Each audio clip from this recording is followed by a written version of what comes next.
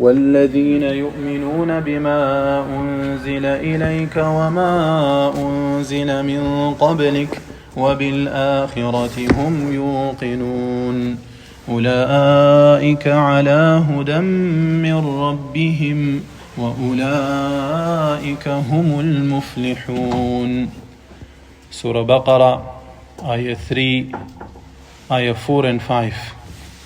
And who believe in what has been revealed to you, O Muhammad in brackets, and what was revealed before you, and of the hereafter they are certain.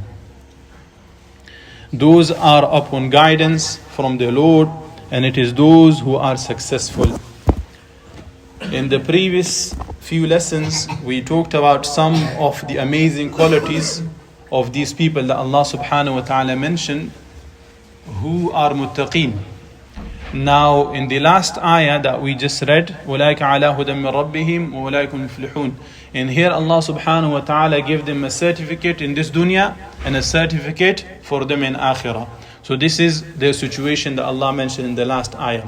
However, just one or two things that we missed in the previous ayah, وَبِالْآخِرَةِ هُمْ يُوقِنُونَ, and in their hereafter they have certainty. This is a very important point. And one thing that we did mention, that these two things, which is believing in the books and believing in the Qiyamah, these are from the belief in unseen. Because we haven't seen the books being revealed to any prophet, or we haven't seen any prophet whatsoever, and neither we know of Akhirah, we haven't seen it. So we only know it through the Quran itself. So this is from the ghaib as well. So why did Allah subhanahu wa ta'ala mention these two things separately? Some of the ulama gave their opinions. They're beautiful. One of them is because, you see, we said this was a Madani surah, first surah that was revealed. And the people who were there were the people of the book, the Jews, the Yahud.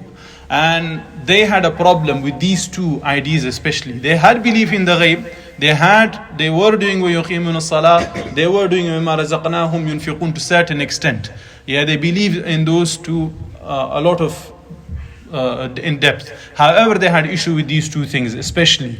And Allah has brought these in the Quran. I think it comes in Surah Al-Baqarah by itself. One, when they used to be called to believe in the books, what they used to say, مَا أَنزَلَ اللَّهُ قَالُوا نُؤْمِنُ بِمَا أُنزِلَ عَلَيْنَا وَيَكْفُرُونَ بِمَا وَرَاءَهُ. We do not believe other than these. Whatever was revealed to us, we believe in this. And we're not going to believe in any other book. So simple as that. This is one problem. So whoever has this kind of attitude, these are not the people of guidance. These are not the people of muttaqeen. And also, they believed with regards to the Qiyamah, they had an issue. That they're not going to be entering Jahannam. And if they were to enter Jahannam, it will be for a little while. It's not going to be for too long. I lost the ayah. But it does come in the Quran. We will be able to study this later on. So they did not have true belief in Qiyamah properly. So Allah subhanahu wa ta'ala mentioning in here, وَبِالْآخِرَةِ هُمْ يُوقِنُونَ, bring it separately, is also vital for us as well. Because one, we cannot believe in any of those things that Allah mentioned. We cannot implement it properly until we believe in the kitab, in the books that Allah has revealed. To us is the Quran. We cannot implement all those things that have already been mentioned in this third ayah. الَّذِينَ يُؤْمِنُونَ بِمَا أُنزِلَ يُؤْمِنُونَ بِالْغَيْبِ وَيُقِيمُونَ الصَّلَاةَ وَمِمَّا رَزَقْنَاهُمْ. These three criterion. They cannot come in our life till we believe in the book. So this has to be priority. Now, why would we believe in this? For that is وَبِالْآخِرَةِ هُمْ يُوقِنُونَ. Because we don't do anything, no matter who you are and where we are living and what kind of situation, what kind of life we have, we don't do anything except that we believe in some sort of consequences or some sort of reward. For that is akhirah. For example, any country, if there are criminals, they will have prisons. If there are normal law-abiding people, they will have their own goodness that they can live in. So this وَبِالْآخِرَةِ هُمْ يُوقِنُونَ is certain. And now, especially for those people who believe in the ghaib, it is crucial. Like take an example, if you were to travel to Afghanistan or if you were to travel to Pakistan, and if someone was to sell us something, and they can sell us something very in high value, even though it's going to be a few pennies, but they will sell it on us on a high value, because they know we have come from these lands and we don't really understand the situation, so they can rip us apart because they have problem in the akhirah. They do not truly believe in akhirah. Same thing, people come from those lands to this country, and we have those people who have businesses, those people who have shops. They will hire them and they will pay them peanuts. Even while if they were to hire someone who are living in this country, they will be giving them proper wages, they will be looking after them, they will be paying them on time. But if they come from those lands, they know they can cheat them easily, and they're not going to be able to do anything about it, especially if they don't have paperwork. And they know they cannot go to the court, they can't do anything about it, so they can rip them easily. Why would this happen? Is because we do not believe in Akhirah properly. Had we had the belief in Akhirah properly, then every time, no matter who they are, how they look, where they have come from, our attitude will be straight. Like some of the ulama gives example, that in this country or everywhere, they say honesty is the best policy. But this honesty, the best policy, changes time to time. It depends on the situation. However, for a Muslim, honesty is the only policy. No matter where you are and what kind of situation you are in, you will always be honest. So this comes with the bil akhirati hum yuqinun. And there was a beautiful post that I mentioned this a few times. That there was a old man who was selling tea, the tea, the black tea. He was selling that. And when he used to sell it, in one side of the scale he used to put the stone, like half kg, 1 kg, and on another side he will put the tea in the bag and then put on the scale to measure it. However, under the stone he used to put an extra bag. So someone asked him, why you put an extra bag in here? So he used to respond, I don't know how true the thing is, but it relates to bil akhirati hum yuqinun, that I am selling tea, I'm not selling the bag. So that's why he used to put an extra bag on this side to make sure the person who is buying the tea, he gets the proper measure. So this what happens, that we become proper honest, we become true and upright if we have true belief in Akhirah. If you don't have true belief in Akhirah, we will be like how we are as a ummah at the moment. Now the last ayah, وَلَائِكَ عَلَىٰ هُدًى مِّن رَبِّهِمْ. So these were the 5 qualities that Allah mentioned. Now in here Allah gave them a certification in this dunya that these are the people. These, it says those are, that's one point. Ulaika, not haula, ulaika, Allah points at them, meaning be like them. They are role models. Whoever has these qualities, be like them. That's one. And ala hudan min rabb, they are on top of hidayah. I mean, they have taken a full grab on it. They have held on to it. Like in Portuguese, they're like on top of it. This is ala. Like we said previously, ilayka instead of ala. So this is very important point here. Ala hudan min rabb, they mean they have got a good grasp on it, and whoever has these qualities, this is what they have. Then it comes in nakira, that's another thing. Yes, in the grammar.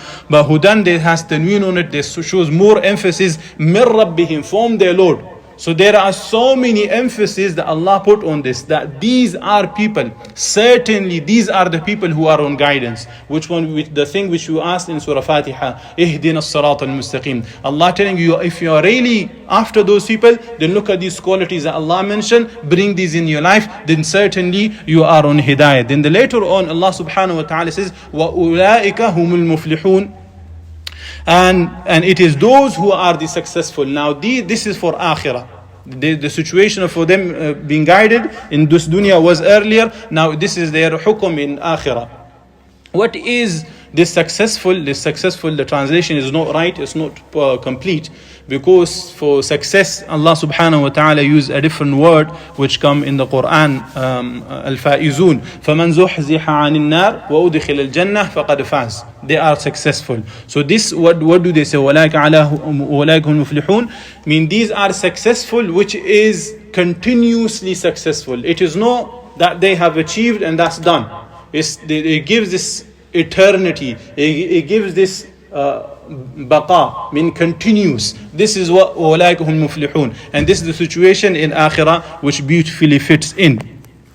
And there is another thing the ulama mentioned, that muflihun, which comes from falah, which is a farmer in Arabic as well. That's what is known. And why a farmer is called this? Because at the end of the season he rejoices, he becomes happy for what he has done. And what is the situation of the farmer? That he is given this title, that he looks after the land. He looks after the soil. He puts seeds in there. He puts fertilization, water, everything that he needs, making sure that there is enough light and so on. All these things, security, and at the end of the seasons, he is able to rejoice. Same thing, and this is the fundamental of Islam for a Muslim who believes. is that they need to work in this dunya to the best of his ability, day and night, then they will be able to receive falah.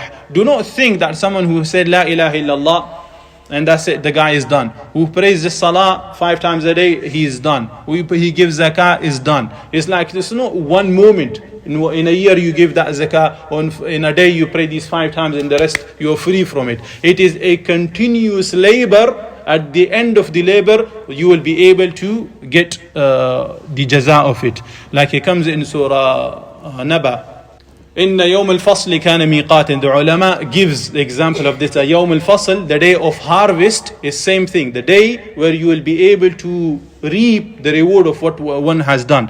There are many other things, but just quick summary of what we have done so far. Allah subhanahu wa ta'ala mentions 5 qualities of these pious people whom Allah will give certificate of guidance in this dunya, huda, and in akhirah they will be the one who will be successful. Who are they? They are those people who believe in the ghaib. They are those people who establish salah. They are those people who spend in goodness. And this spend is not just wealth. It's everything that one has the possession of. Whether it's your wealth, whether it's your fame, whatever it is, your knowledge, whatever it is. They spend it in the path of Allah subhanahu wa ta'ala. They are those people who believe in the book, the Quran itself, and what was revealed before, and they believe in the akhirah. Whoever has all these qualities in its true essence, they are those people whom Allah subhanahu wa ta'ala calls them. They are ulaika ala hudan min rabb. They are on true guidance. And they are those people who are truly successful or eternally, continuously successful. May Allah make us from them. Wallahu alam. Subhanakallah bihamdik. Ashhadu an la ilaha illa anta.